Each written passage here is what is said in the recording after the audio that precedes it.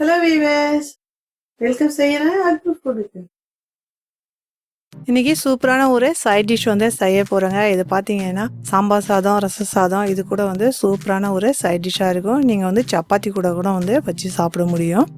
Egg புரிஜி தாங்க வந்து செய்ய போகிறோம். ஆனால் இது வந்து கொஞ்சம் டிஃப்ரெண்ட் மெத்தடில் வந்து செய்ய போகிறோம். இதில் வந்து நம்ம பார்த்தீங்கன்னா காளான் எல்லாமே வந்து போட்டிருக்கிறோம். இந்த மாதிரி வந்து காளானுக்கு நம்ம வந்து எடுத்து போடக்குள்ள அந்த டேஸ்ட்டும் வந்து உங்களுக்கு நல்லாவே வந்து கூடி இருக்கும். வாங்க இப்போ எப்படி செய்யலான்ட்டு போய் பார்க்கலாம். ஒரு 150 கிராம் இருக்கும் காளானுக்கு எடுத்து நல்லா கழுவிட்டு இந்த மாதிரி சின்ன சின்ன பீஸுங்களாக வந்து கட் பண்ணிக்கிட்டேன். பெரிய பீஸாக வந்து நம்ம கட் பண்ணக்கூடாது. இந்த மாதிரி வந்து சின்ன பீஸாக வந்து கட் பண்ணால் தான் நல்லாவே வந்து பைண்டிங்காகவும் முட்டையில் பார்த்தீங்கன்னா. அடுப்பில் பேன் வச்சுருக்கிறேன். தேவையான அளவுக்கு எண்ணெய் போட்டுக்கலாம். நான் வந்து ஒரு 8 முட்டை வந்து செய்கிறதால 4 பேர்த்துக்கு கொஞ்சம் அதிகமாகவே வந்து எண்ணெய் போட்டுக்கிறேன். வெங்காயம் பார்த்தீங்கன்னா ஒரு 6லேருந்து 7 பெரிய வெங்காயத்துக்கு எடுத்து இந்த மாதிரி வந்து சின்ன சின்னதாகவே வந்து கட் பண்ணிக்கிட்டேன். நம்ம கொஞ்சம் அதிகமாகவே வந்து இதில் வெங்காயம் யூஸ் பண்ணுற மாதிரி இருக்கும். அப்போ தான் வந்து உங்களுக்கு நல்லா இருக்கும். இது ஒரு 10 பூண்டு பல் இருக்கும். இதுக்கு சின்ன சின்னதாக வந்து சாப் பண்ணிக்கிட்டேன். எண்ணெய்லாம் சூடாயிடுச்சு. இப்போ நம்ம வந்து பூண்டு போட்டுக்கலாம். கொஞ்சம் நேரம் நம்ம இதுக்கு வறுத்துக்கலாம்.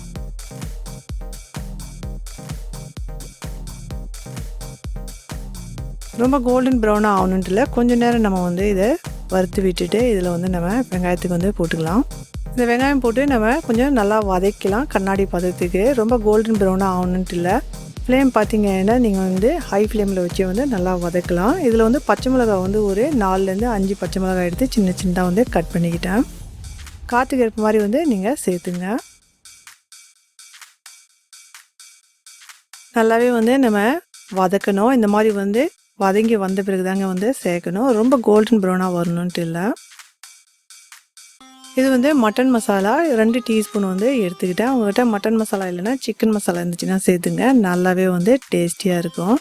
இதிலே பார்த்தீங்கன்னா எல்லாமே வந்து உங்களுக்கு கரம் மசாலாலாம் சேர்ந்துருக்கிறதால நல்ல வாசனையாக இருக்கும் கறி சுவையில். மிளகாத்தூள் வந்து 1 டீஸ்பூன் வந்து போட்டுக்கிட்டேன். 1/2 டீஸ்பூன் வந்து மஞ்சத்தூள். மிளகாத்தூள் வந்து காற்றுக்கு இருக்க மாதிரி வந்து சேர்த்துங்க. இதுக்கு நல்லாவே வந்து வதக்கலாம். பவுடர் மசாலா போடக்குள்ள வந்து நீங்கள் சிம்மில் வச்சு போடுங்க, கருகாமல் பார்த்துங்க. இப்போ நம்ம கட் பண்ணி வச்சுருந்தா இந்த மஷ்ரூமுக்கு சேர்த்துக்கலாம். மஷ்ரூம் போடக்குள்ள வந்து ஃப்ளேம் வந்து ஹையில் வைங்க. அப்போ தான் அந்த தண்ணி அதில் வந்து ரிலீஸ் ஆகும் இல்லைங்களா, நல்லாவே வந்து குயிக்காக உங்களுக்கு சுண்டி வந்துடும். இது வந்து மீடியம் சைஸில் வந்து 2 தக்காளி நான் மிக்சியில் வந்து 1 பாதியமாக வந்து அடிச்சுக்கிட்டேன். இந்த மாதிரி செய்யக்குள்ள உங்களுக்கு குயிக்காகவே வந்து நல்லா வதங்கி வந்துடும். ரொம்பவும் வந்து நம்ம வந்து மேஷியாகவும் வந்து இதுக்கு வந்து செய்யக்கூடாது. அதிலே கொஞ்சம் நேரத்துக்கு வதங்கணும். அதுக்கு தான் நான் 1 பாதியமாக வந்து இதுக்கு மிக்சியில் அரைச்சிக்கிட்டேன். இந்த தக்காளியுடைய பச்சை வாசனையே வந்து போகிற வரைக்கும் நம்ம வந்து வதக்கலாம். பாருங்கள், ஹை ஃப்ளேம்லேயே வந்து வச்சதால் நம்மளுக்கு தண்ணி எல்லாமே வந்து இதில் இல்லை, நல்லா சுண்டி வந்துடுச்சு. எல்லாம் பச்சை வாசனையும் வந்து போயிடுச்சு. இதில் மஷ்ரூமும் பார்த்திங்கன்னா நல்லாவே வந்து வெந்துடுச்சு. எல்லா மசாலாவும் நல்லா வந்து பைண்டிங் ஆயிடுச்சு.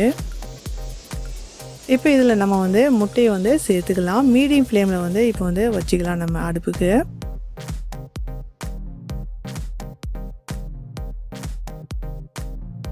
இதில் வந்து ஒரு 8 முட்டை இருக்கும். நான் வந்து இந்த மாதிரி வந்து உடச்சி எடுத்துக்கிட்டேன். நம்ம டேரெக்டாக இதில் உடச்சி போடக்குள்ள முட்டை எதுனா கெட்டு போய் இருந்துச்சு அப்படின்னா நம்மளுக்கு எல்லா மசாலாவும் வீணாயிடும்.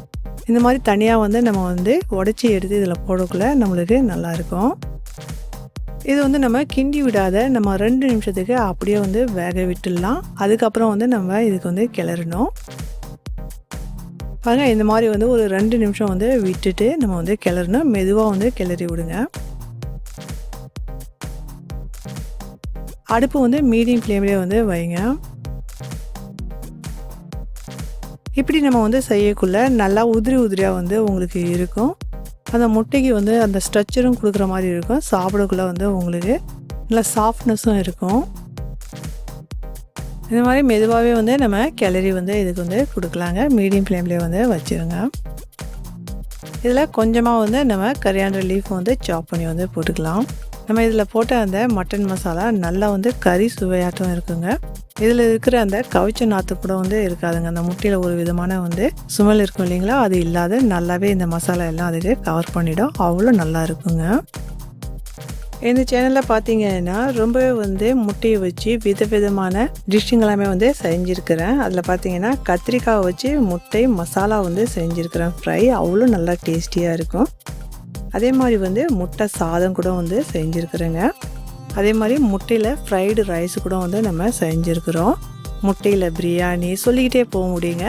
அந்த முட்டையில் என்னென்ன நம்ம வந்து ரெசிபிங்க செஞ்சோமோ அது எல்லாமே வந்து உங்களுக்கு கீழே லிங்க் கொடுக்குறேன், தேவைன்னா பார்த்துங்க. அவ்வளோ அருமையாக வந்து இருந்துச்சுங்க.